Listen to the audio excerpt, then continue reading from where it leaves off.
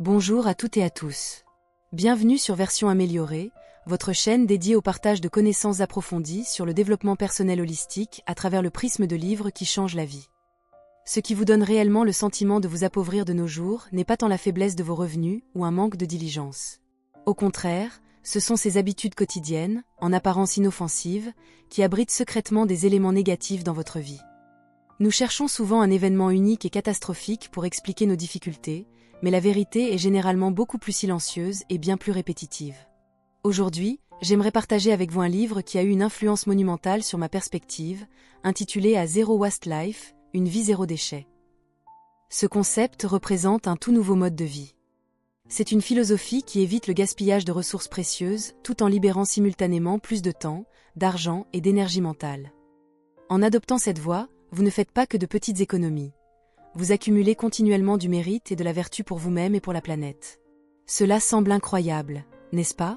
Pourtant, vous vous demandez peut-être, que signifie réellement vivre sans créer de déchets? Comment est-ce possible dans notre monde axé sur la consommation? En fait, un nombre croissant de personnes à travers le monde ont déjà réalisé cet exploit remarquable. Par exemple, dans une interview récente, une étudiante en sciences de l'environnement de 25 ans à l'Université de New York a partagé son parcours. Influencée par ce livre en 2012, elle a commencé sa transition vers le zéro déchet.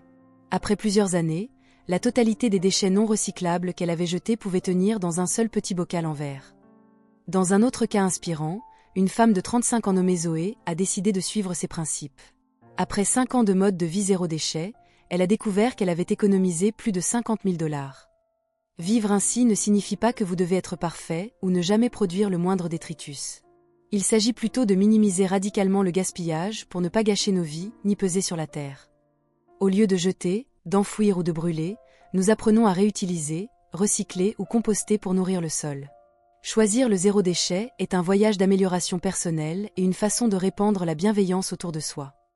Si vous avez vu notre récente vidéo sur le livre Les 4 leçons de Liao Fan, qui traite de la façon dont les bonnes actions changent le destin, vous verrez qu'une vie sans gaspillage est un autre chemin à long terme pour faire le bien. Trouvant une valeur immense dans les plus petites choses de notre existence quotidienne. Penchons-nous sur l'histoire inspirante de l'auteur, Anita Van Dyck. Anita est une femme accomplie qui semblait avoir tout réussi très tôt. Elle est entrée à l'université avec des notes presque parfaites et a obtenu son diplôme avec mention en ingénierie aérospatiale. Un domaine incroyablement difficile et prestigieux. Elle est ensuite devenue une cadre de haut niveau dans une grande entreprise technologique à l'âge de 26 ans. À l'époque, elle gagnait beaucoup plus d'argent que ses deux parents réunis. Elle occupait un poste important, menait une carrière florissante et une vie personnelle qui faisait bien des envieux. Sa garde-robe débordait de robes de créateurs, de sacs à main coûteux et de rangées de chaussures de luxe. Elle prenait des vacances annuelles à l'étranger et menait le genre de vie que des millions de personnes poursuivent actuellement. Mais en 2014, tout a changé. Anita raconte un moment précis qui a agi comme un signal d'alarme. Elle était assise dans une salle de réunion prestigieuse, regardant son patron, le patron de son patron et tout le conseil d'administration. Elle s'est soudain demandé, est-ce que ma vie se résumera toujours à cela? Elle a réalisé que dans 5, 10 ou 15 ans, elle deviendrait simplement comme eux. Elle était sur une voie de succès et de glamour, mais elle n'avait aucune idée de ce qu'elle aimait réellement ni du genre de vie qu'elle souhaitait vraiment. Ses vrais rêves semblaient être à 100 lieues d'elle, et la distance ne semblait jamais se réduire. Avez-vous déjà ressenti cela? En fait, de nombreux experts estiment que chacun vit au moins 3 moments de profonde introspection de ce type au cours de sa vie. Ce sont des opportunités du destin pour changer de trajectoire, mais la plupart des gens ont trop peur de l'inconnu et laissent passer leur chance. Anita a eu le courage de s'arrêter. Elle a quitté son emploi grassement payé pour chercher le sens véritable de sa vie. Cependant, le voyage vers une vie authentique présente toujours des défis de taille. Ces obstacles n'existent pas pour freiner votre progression, mais pour vous transformer en une version plus forte et plus perspicace de vous-même. Le plus grand défi immédiat pour Anita fut financier. Soudain, elle et son mari ont dû compter sur un budget beaucoup plus restreint. Ils ont lutté contre les traites et les dettes. Finalement, ils ont été forcés d'emménager chez sa belle-mère, et Anita est temporairement devenue femme au foyer. Elle se souvient s'être effondrée dans un parc de banlieue un après-midi, éclatant en sanglots de désespoir. Elle se sentait piégée car elle devait désormais économiser chaque centime. Ce sentiment de désespoir est familier à beaucoup d'entre nous. Quand nous allons au supermarché, nous souhaitons souvent pouvoir acheter tout ce que nous voulons sans regarder l'étiquette de prix. Nous nous sentons malheureux parce que nous pensons manquer d'argent. Pourtant, le paradoxe est que même lorsque nous nous sentons fauchés, nos maisons débordent souvent de choses. Nous avons des placards remplis de vêtements que nous ne portons pas, des étagères de cosmétiques inutilisées et des cuisines pleines de gadgets oubliés. Chaque jour, nous accumulons des sacs de déchets, créant une quantité énorme d'ordures. Au fond de nous, malgré toutes ces possessions, nous ne sommes jamais vraiment satisfaits. Alors, qu'a fait Anita au milieu de cette impasse ? Est-elle retournée en courant vers un emploi en entreprise pour satisfaire son besoin de possession ? Non. Elle a choisi d'arrêter de courir après l'argent et a préféré optimiser son budget limité grâce au mode de vie zéro déchet. Ce fut son premier véritable contact avec cette méthode. Elle a commencé à briser ses vieilles habitudes de consommation, en minimisant les achats inutiles et en trouvant des moyens créatifs de recycler et de créer ses propres objets. Ce processus l'a forcée à s'informer sur l'environnement et le coût réel de la consommation. Elle est devenue profondément empathique face à la souffrance de la Terre. Elle a réalisé que si elle était restée dans son ancien emploi, elle aurait continué à vivre dans un état d'ignorance spirituelle.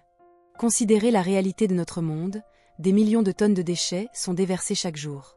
Des morceaux de plastique produits dans les années 1950 flottent encore dans nos océans, incapables de se décomposer.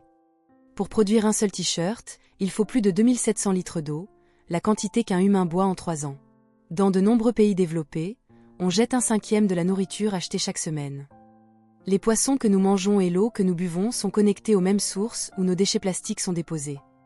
Nous pensons souvent que la protection de l'environnement est le problème des autres, mais la Terre endure silencieusement une souffrance immense qui affecte chaque respiration et chaque repas.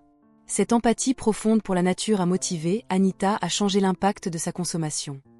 Aujourd'hui, elle a repris ses études en médecine, écrit des livres et gère un site web pour guider les autres vers un mode de vie sans déchets. Son histoire prouve que le zéro déchet n'est pas une question de privation, c'est posséder moins pour recevoir plus. Sa vie est désormais épanouie. Si vous voulez changer, l'auteur présente un plan pratique de 30 jours pour réduire vos déchets de 80% tout en libérant du temps et de l'argent. Les 15 premiers jours sont consacrés au changement d'état d'esprit. D'abord, demandez-vous pourquoi. Votre réponse est un engagement envers une vie consciente. Une fois prêt, la première tâche consiste à vérifier votre propre poubelle. Anita l'appelle la « boîte de Pandore ». À l'intérieur, vous voyez la réalité. Bouteilles en plastique, emballages, restes de nourriture et sacs infinis. Vous regardez littéralement de l'argent gaspillé. Disséquer vos déchets est le moyen le plus direct de stimuler votre réflexion sur la manière de les éviter. Par exemple, un sac plastique est utilisé 15 minutes en moyenne, mais met 1000 ans à se décomposer.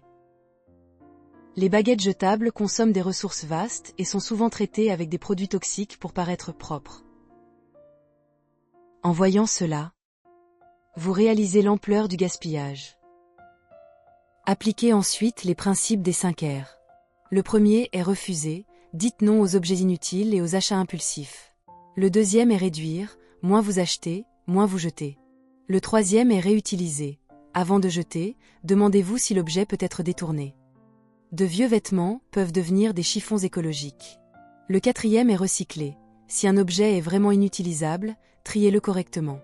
Des poubelles séparées pour le compost et le recyclage sont un petit geste au grand bénéfice. Le cinquième est redonner à la terre, composter.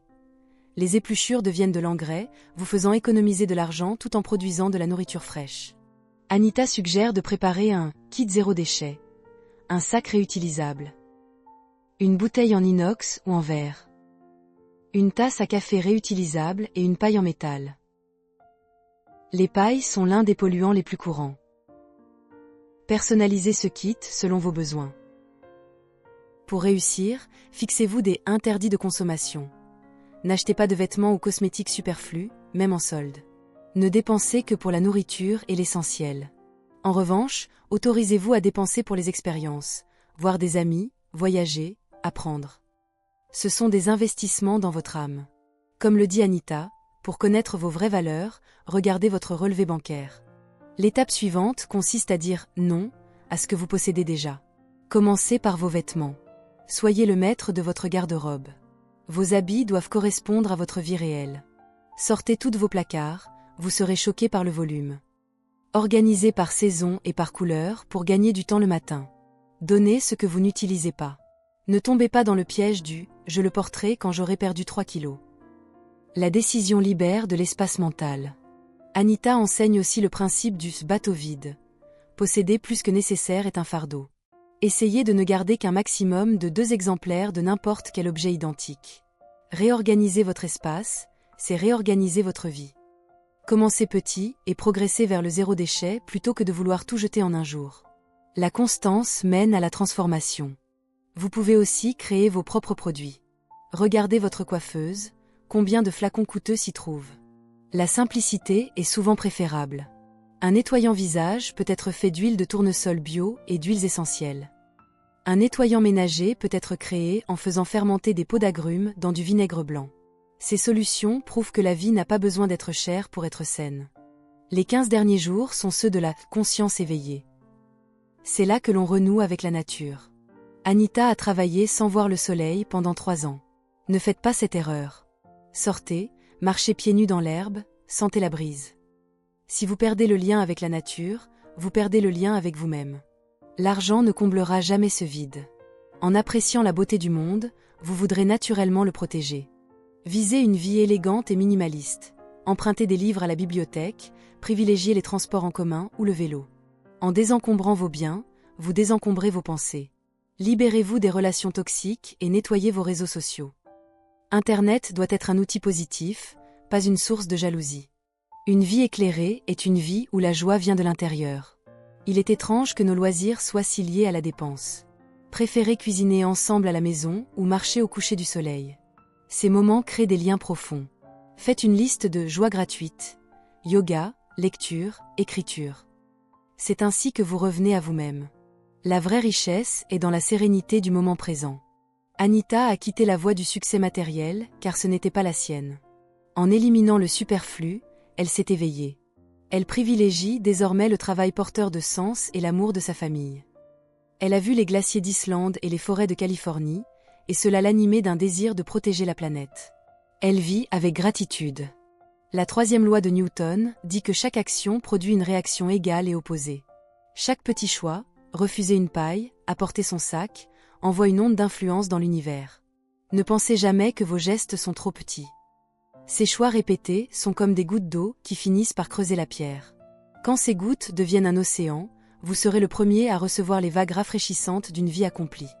Merci infiniment d'avoir écouté cette exploration d'une vie zéro déchet. J'espère que ces mots ont allumé une étincelle en vous.